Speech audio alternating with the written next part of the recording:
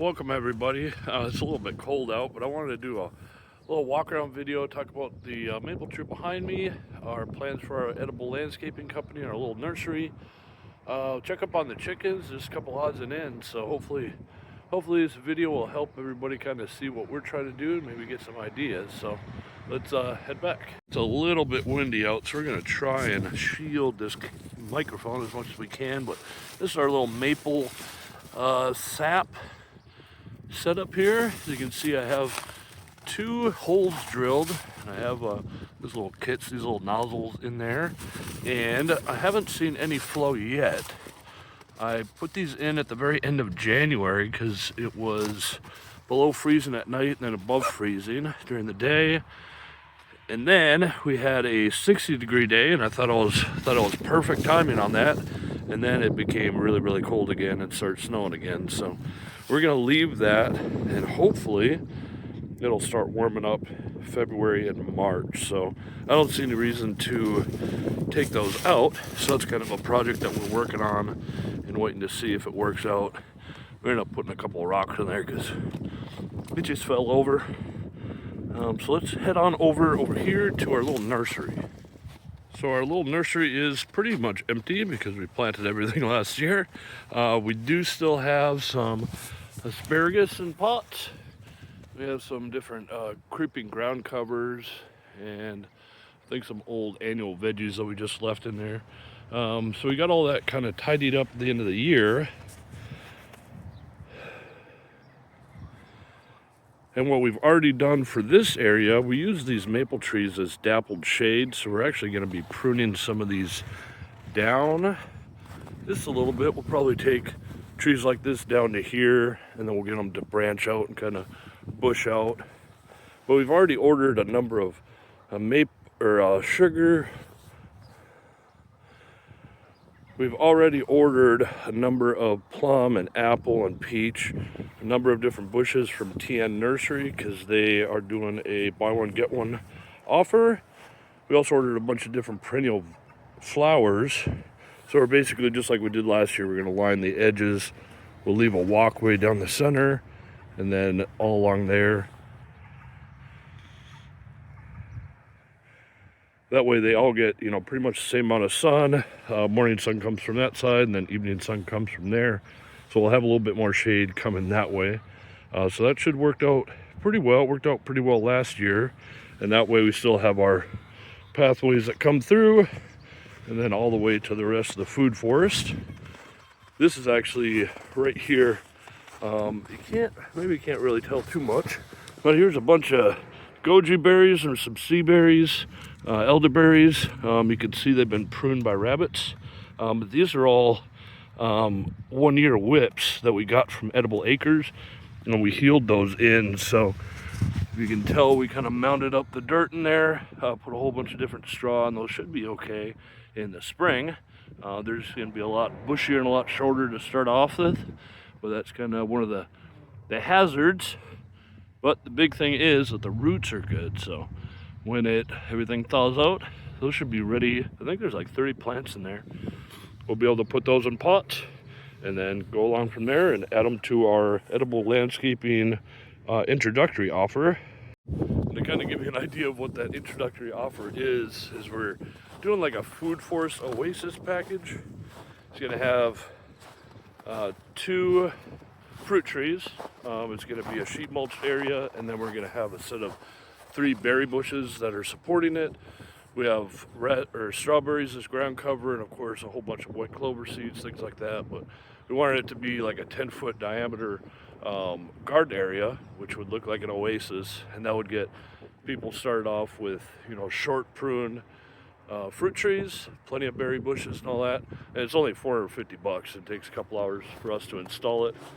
So we're going to be adding that to our Facebook and making separate videos about that project itself, and maybe do some other advertising and stuff like that. We have actually already installed a couple of them around our area, and the customers seem to be pretty happy with it, especially with the pricing, and that gives us an opportunity to not only have that oasis planted, but then we can branch out. Like one lady, we ended up adding some blueberries on the side of her property, and then then we add some hazelnuts, and then we add some raspberries, and so it's really cool. It's a nice easy way for people to get involved in growing their own food, and then they can see the possibilities, and we kind of accidentally, every time we show up to a place, we bring more plants, so if they really want to buy some, we can plant them right there. So that's kind of our deal. Another deal is these chickens. Now these Lucy birds just got their snackies, so they might sound grumpy, but that's their happy sound. We just put in some old food scraps, some old beef, and some tuna the other day, and it's pretty froze over. I don't know if that was the awesomest idea, but we gotta do something with it, so we'll see how that works out. It seems like they're still eating on it. It's just not the most sightly thing. So one of the things I wish I had done in the fall was to get another 6 at least bales of straw spread out, and then probably another 6 stacked up, so they had like different perches that could go on. They only have, there's nothing it's either on the ground or on a stump right now.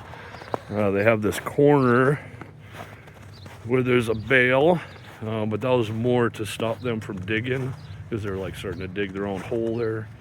But yeah, to have more bales in there would have been nice. Every once in a while they jump into that little fencing area, and then they get themselves stuck, but they usually get themselves out.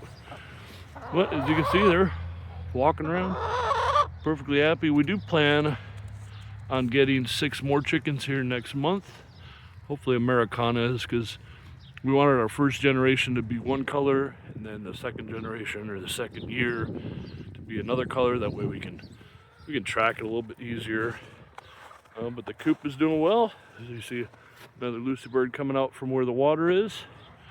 And I don't know if you can see that power cord. That's where goes right inside the little chicken water that we got from Rural King, and that keeps it so it's not frozen. Now once it gets warmer, I think this week we'll get up to 50 degrees, so we're gonna have to be opportunistic. And when we come out here, because I have a lot of stuff to prune. I got the hundreds of maple trees that come up on their own on this property to prune, but then I have all the trees, just like this one, that really need to be pruned down before they get too long. And a prime example is this one, where you can see it is like just about to break bud. You can see they're changing colors. I hope it's focusing, because this is I guess a serviceberry tree, but we don't want this tree to be that tall. We want it to be this tall. So we're gonna have to cut it all the way down to right around this mark here, maybe where the rabbit or whatever took a bite out of it, and then it'll start branching from there. So these little nodes, they'll actually branch off from there, create better scaffold branches, and be a lot stronger and a lot smaller, because we have a smaller space. We'd like to have as many fruit trees as possible, so we gotta limit the shade, because this tree shades out this entire area, when if we had just trimmed it small, we could add like 7 different mulberry trees there, plus many other plants. So that's one of the approaches we're trying to make. We have some larger trees that we ordered at the end of the year, and we're gonna try, and I think I'm gonna prune them all to open center. So trees like this, which is a Gordon, I guess. No, there you go. An apricot. So we're probably gonna be taking the center out of it and then just cutting back some of these trees. Probably, you see that one's already got a branch going out, so we might do that. Maybe we might just cut this off here, but that's a whole nother video. You can see this is probably already cut back, and that's why it shot off. But we want it to be like an open center, but we want it to be smaller. If I let it grow the same way it is, it's gonna be too tall. So we got some choices to make on some of these larger trees, but it's all in the fun of managing a food forest. If we get these first couple of years right, then it gets a lot easier from there. So I think that's it for me.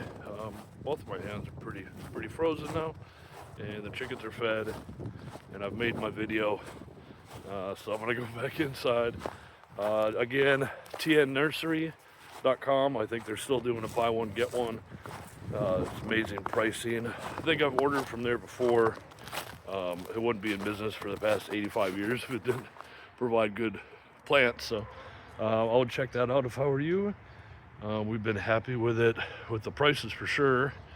Other than that, I hope everybody's kind of finalizing their spring and summer plans, and they've got their plants ordered through their local soil and water conservation district and all that. So thank you again for watching, and we will see you next time when it warms up.